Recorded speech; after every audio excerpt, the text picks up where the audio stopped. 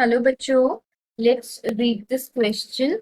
Which one of the following orders is correct for the bond dissociation enthalpy of halogen molecule? इस question में हमें बताना है कि इनमें से कौन सा करेक्ट ऑर्डर रहेगा for the bond dissociation enthalpy halogen molecules के लिए। तो चलिए हम सबसे पहले इस क्वेश्चन का की कंसेप्ट समझ लेते हैं।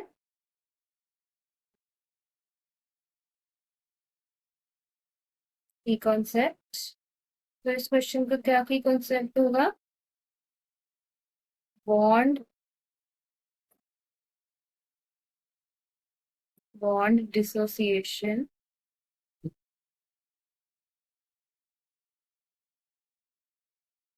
एंथैल्पी। पहले तो हम ये देखते हैं कि बॉन्ड डिसोसिएशन एंथैल्पी होती क्या है। तो बॉन्ड डिसोसिएशन एंथैल्पी क्या होता है? चेंज इन एंथैल्पी जो आपका होता है जब एक मोल कोवेलेंट बॉन्ड्स का टूटता है एंड हमें प्रोडक्ट मिलता है इन द गैस। तो अकॉर्डिंग टू एनसीईआरटी हम इसको किस तरह से डिफाइन करते हैं? Change in enthalpy that occurs when change in enthalpy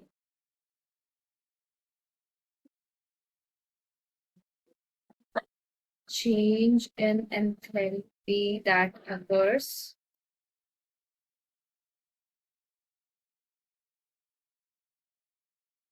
when one mole of covalent bonds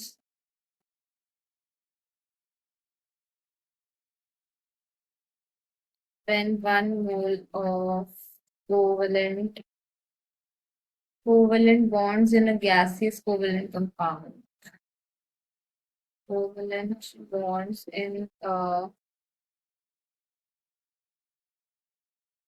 gaseous covalent compound are broken to form products in the gas.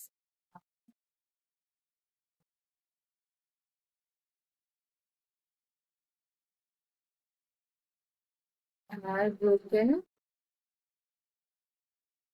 to form products in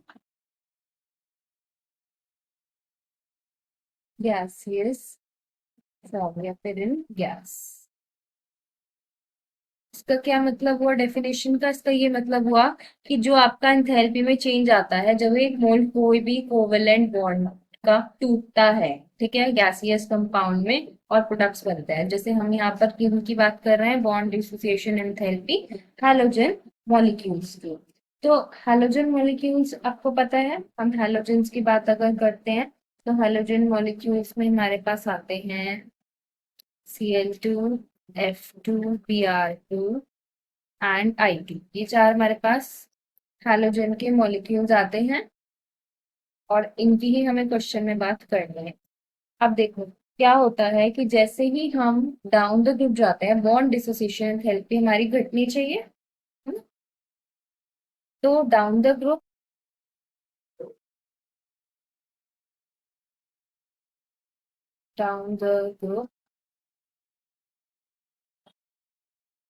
bond dissociation enthalpy should decrease. क्यों?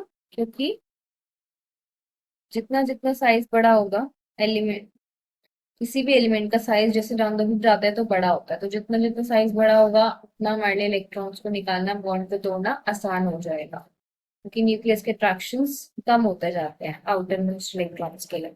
तो bond dissociation enthalpy down the group क्या होनी चाहिए? आपकी घटनी चाहिए। Should decrease. तो ऐसा ही होता है जैसे ही हम डाउन द ग्रुप जाते हैं, क्लोरीन, फ्लोरीन, ब्रोमीन, आयोडीन। तो होना तो यही चाहिए कि सबसे ज्यादा मैक्सिमम आयोडीन की होनी चाहिए, सबसे कम फ्लोरीन की होनी चाहिए, बट एक्चुअल में ऐसा नहीं होता है। यहाँ पर एक एक्सेप्शन आ गया, फ्लोरीन बीइंग एक्सेप्शन। तो फ्लोरीन का एक्सेप्शन यहाँ क्यों आया? क्योंकि फ्लोरीन का एक्सेप्शनली स्मॉल साइज है, बिकॉज ऑफ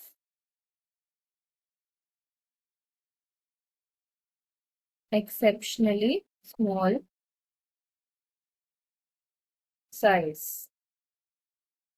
तो एक्सेप्शनली स्मॉल साइज होने की वजह से यहाँ पर क्या होता है कि आपका जो फ्लोरीन है उसकी सबसे कम नहीं होती है बॉन्ड डिसोसिएशन एंथैल्पी।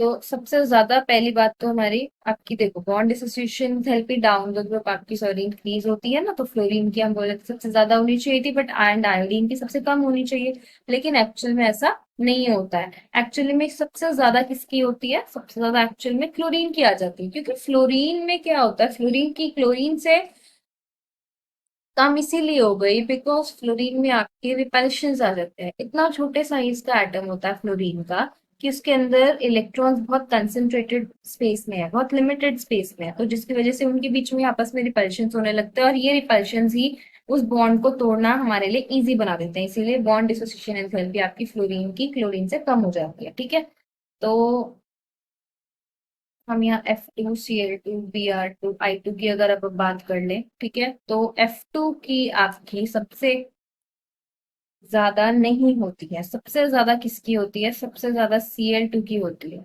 फिर उसके बाद किसकी होती है, फॉलोड बाय Br2, फिर उससे कम होती है आपकी किसकी, फ्लोरीन की, और सबसे कम हमारी होती है आयोडीन की, यानी कि फ्लोरीन की आयोडीन से तो ज्यादा ही रहती है, फ्लोरीन की थर्ड नंबर पे आती है। तो ये इसका करेक्ट ऑर्डर रहता है बॉन्ड डिसोसिएशन एंथैल्पीज का।